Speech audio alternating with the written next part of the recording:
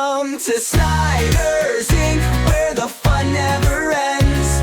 Reactions, gaming, and more with Josh as your friend.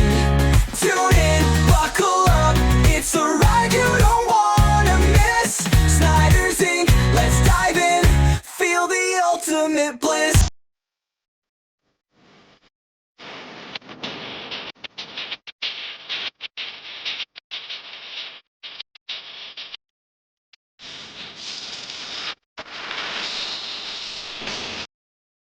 Hello everybody, welcome to Snyder's Inc. And today we've got Parts of Unknown video. And this is 10 best AEW Wrestling Matches for year 2. And that is the dark year of 2020. But we're going to get right into it. Ladies and gentlemen, hit the like button, hit the subscribe button, comment your thing down below. If you like the channel out with a donation, you can leave a super thanks or a link to my PayPal's in the description. Let's go.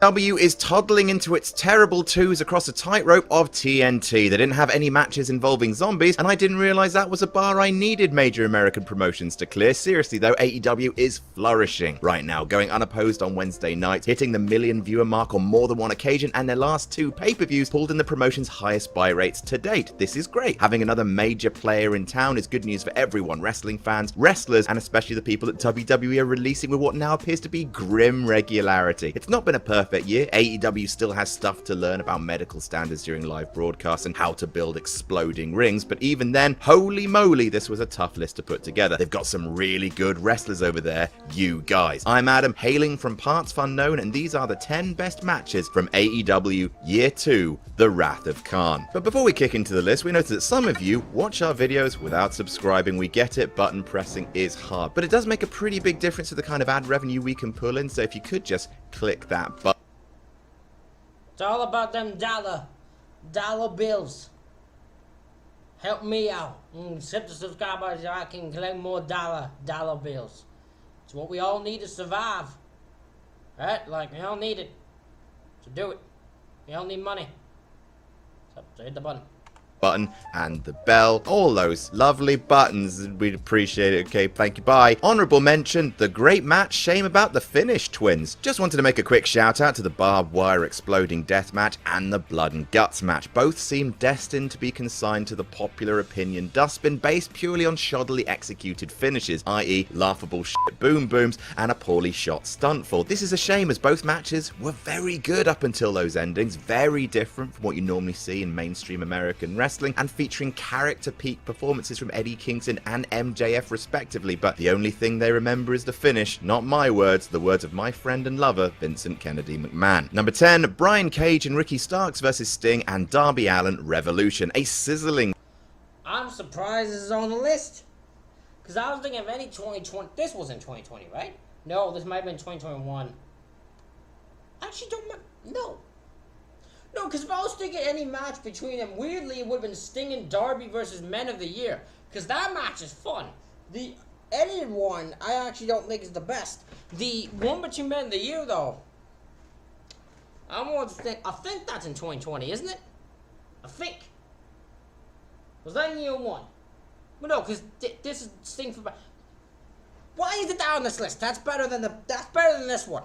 Take now. Aside from the Firefly Funhouse, this might be my favorite cinematic match of the entire pandemic. I know, and it didn't even have Otis rubbing himself with ham or ninjas or anything. It's just cool. Darby Allin's cool. Sting is still cool, somehow, catching a bat thrown from across a warehouse and going old boy on Taz's nephews. Darby Allin Spider-Manning off a brick wall before plunging to his death. Powerhouse Hobbs turning up in a Curryman disguise for no reason. Sting and Darby arriving in a way that looks like David Lynch directing Back to the Future. I just really liked all of it, sorry. Some fans might see cinematic matches as wrestling with cheat codes, but hell, Sting's still out there taking f***ing power bombs at 60. You could argue that Sting and Darby's match at Double or Nothing was a better watch with the benefit of a joyous crowd and silly Sting doing silly things, but the street fight pipped it, for me, just. Number 9. I disagree with that statement. I think this is the one I immediately already disagree with. In FTR and the Young Bucks versus the Lucha Bros and the Butcher and the Blade, Fighter Fest. So many. This is just the one I don't remember because I don't remember much of 2020, to be honest. Many things, not even half the tag division as well. God, tag team wrestling's the best. With the FTR Bucks storyline yet to go off the rails, AEW told a pretty great story here of everyone and their mother wanting to see FTR face the Bucks, but playing with that expectation by having them fight alongside each other, and not just that, but really effectively too, until the end, of course. With plenty of great double team spots featuring an FTR teaming with a Jackson, the super kick fake out to the DDT, it's just a chef's kiss of a spot. Add to that the Lucha Bros, Rey Fénix being everywhere all of the time, Penta slapping the marrow from everyone's bones, as well as the Butcher and the Blade being there to soak up just a whole bunch of Cirque du Soleil whirly dervish bullshit.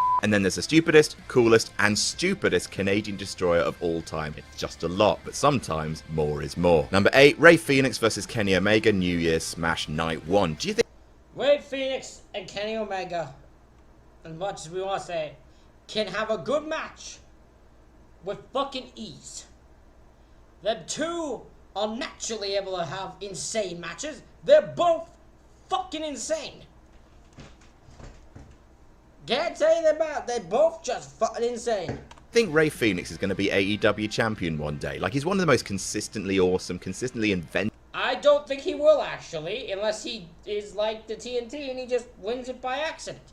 Wrestlers in the entire world, but doesn't it just feel like he's Actually, international, unless he won the international title. I think that's the one he won by accident when Moxley got fucked up by him, by a dive by him, and then he had to win the belt, even though it wasn't part of the plan. It was very weird. never going to be AEW champion, which is a shame because bloody hell, this AEW championship match is good stuff. Capital G, capital stuff. Omega's first defense since winning it with industry-shifting shenanigans. The winner was never in doubt here, but they sure did have some fun out there. Some bits of this match are so fast-paced, so fluid, but also grounded with a vicious stiffness phrasing, with kicks, knees, and slaps, and snapdragons on the outside. Oh no, your neck. Horrific German suplexes. Oh no, your neck. Also, that knee into a kip up into a super kick was fun.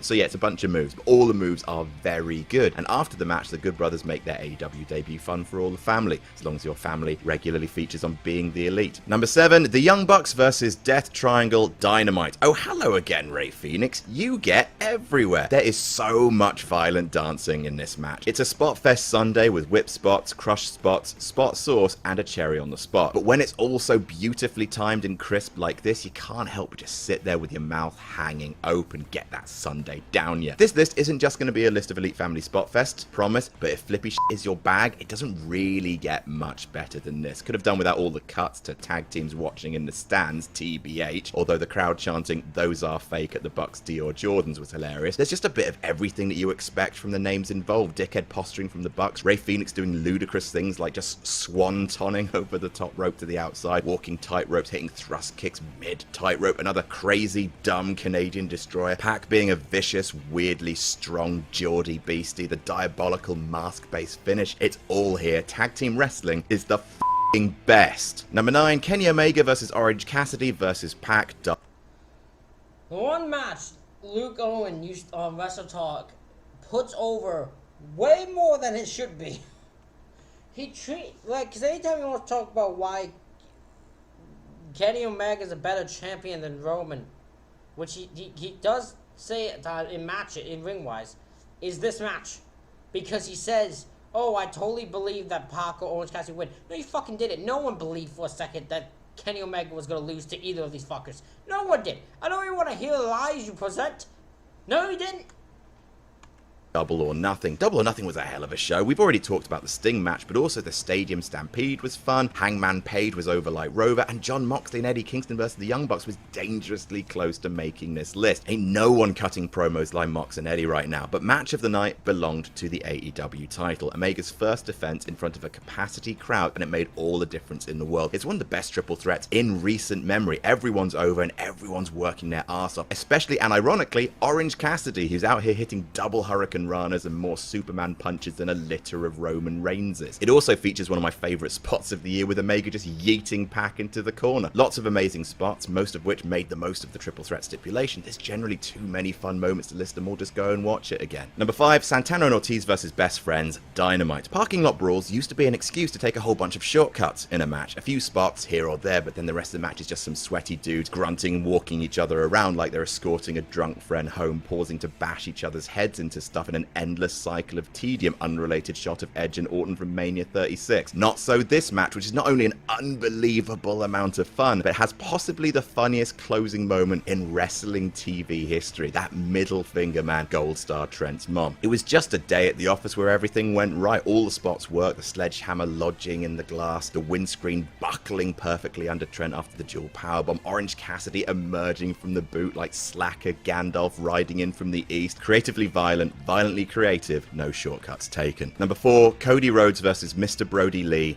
Dynamite. While one of AEW's biggest assets is the variety of matches they produce, you could levy the criticism at them that their matches do have a bit of a samey structure. WWE's mode du jour of keeping everyone looking strong is very short matches with distraction/non-finishes, while AEW pulls all the way in the opposite direction, stuffing matches with arguably too many things to make their stars look good. Thank heavens then that they still have the nous to every once in a while book a match like this, an exhibition squash featuring the biggest star in the company.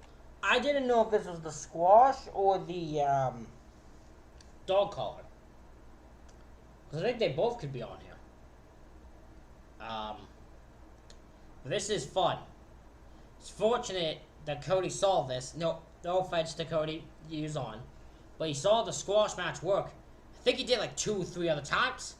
I think he did it multiple times. I think he's done it more than once. He did it. This wasn't the only time. He did it with Malachi. I think he did another time too. Like it worked once. Then he kept trying to do it again. Having his dick ripped off by a brand new monster. An unapologetic love letter to Antonio Inoki getting trampled by Vader in New Japan. The late, great Mr. Brody Lee demolishes Cody in one of the biggest wrestling shockers of the decade, single-handedly revitalizing the TNT title, Brody, and the Dark Order all in one discus lariat. A joyous, vicious rug pull. Number 3, Britt Baker versus Thunder Rosa. Without a fucking doubt. Without a fucking doubt. This match is fucking amazing and also fucking insane.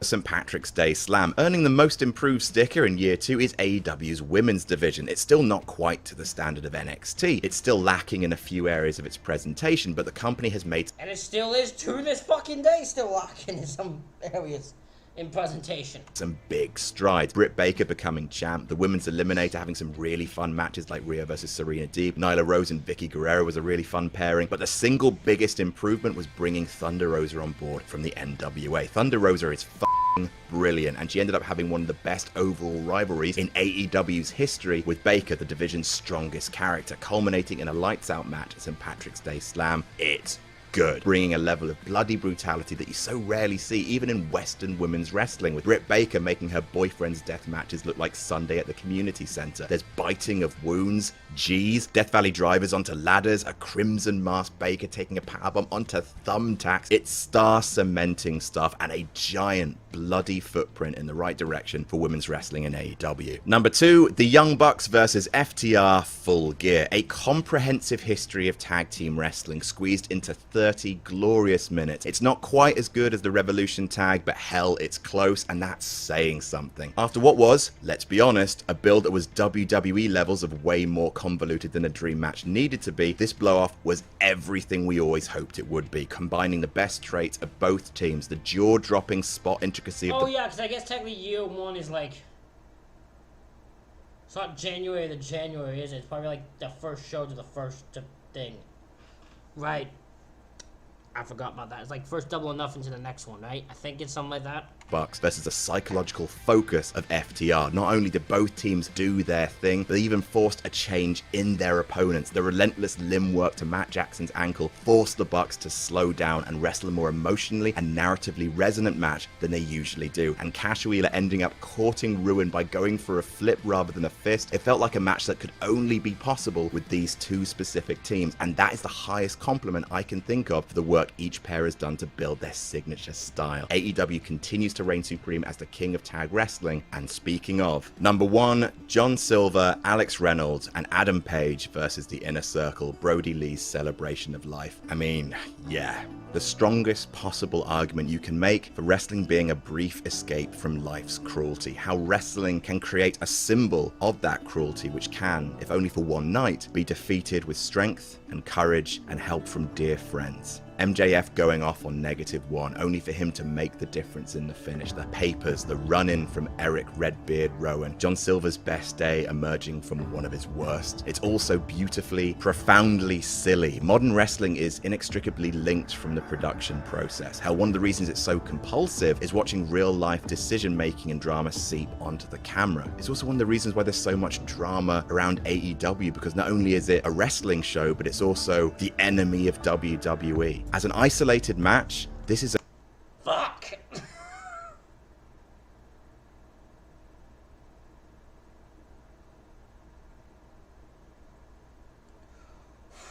I did not think this would... Oh, fuck.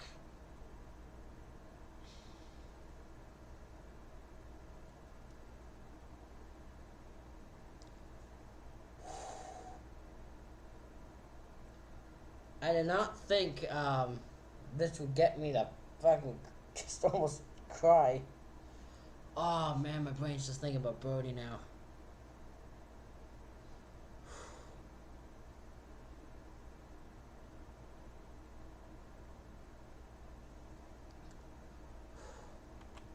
It's a good to very good TV wrestling match. As a piece of real life, it's genuinely, deeply moving and helpful. The post-match is... yeah, it is. See you down the road. Well done, AEW. Here's to year 3. And that's our list. Ladies and gentlemen, that is it for this reaction video. Let me know what you think in the comments. Hit the like button, hit the subscribe button. Thank you all for watching. I'll see you all for the next one.